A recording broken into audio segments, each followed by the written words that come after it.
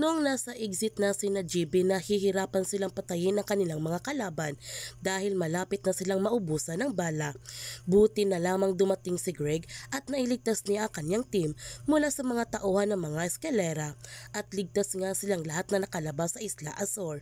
Tinawagan naman ni Greg si General para ipaalam na sa kamay na nila si Donato. Kaya sa paggising ni Donato, nagulat na lamang siya na hawak na siya ngayon ng militar. Habang si Takako, pinatakas naman siya ng babae, ngunit nahuli rin siya ng dahil sa kanyang kondisyon. Kinagabihan, nagse-celebrate naman sina GB, Miguel, Andres, Max at Tomas na nagtagumpay sila sa kanilang unang misyon. Nagtanong si Andres kung tapos na ba sila. Ang sagot ni Max, nabigay na nila yung target sa client kaya parang tapos na rin yung kontrata. Ang sabi ni Andres, oo, pero hanggat may mga tao na gaya ni Timor, may mga nabibiktima ng human trafficking.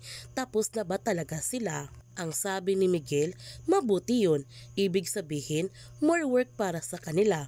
Ang sabi ni GB, nagsisimula pa lang sila. Kinabukasan, natanggap na nila ang kanilang bayad at sobrang nagulat naman si Tomas sa laki na kanyang natanggap na pera.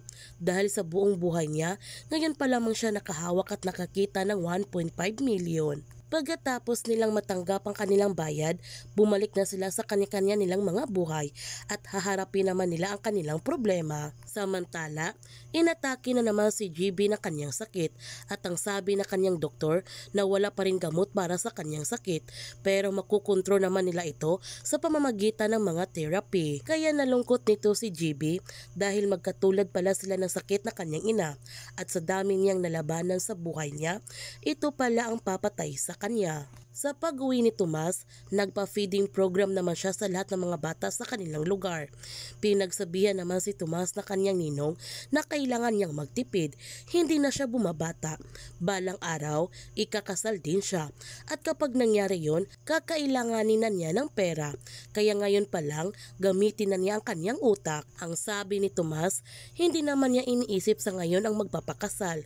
Mangyari lamang yon kung may makilala siyang babaeng malaanghel, yung parang sugo ng langit sa bait at ganda.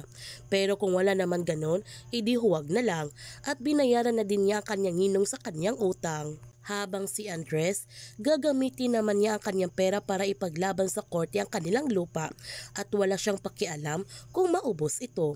Malaki ang kanyang pag-asa na mahanap din niya ang kanyang nawawalang kapatid. Umuwi din si GB sa kanilang bahay at pinagalitan nga siya ng kanyang ama ng dahil sa kanyang trabaho at natatakot ang kanyang ama na baka maglibing siya ng kanyang sariling anak.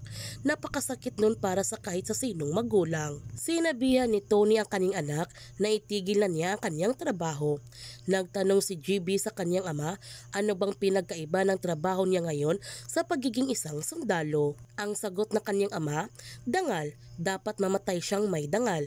Pero kapag namatay siya dyan sa ginagawa niya, mamatay siyang walang legacy, mamatay siyang bigo. Kaya huwag natin palalapasin ang kapanapanabik ng mga tagpo sa incognito.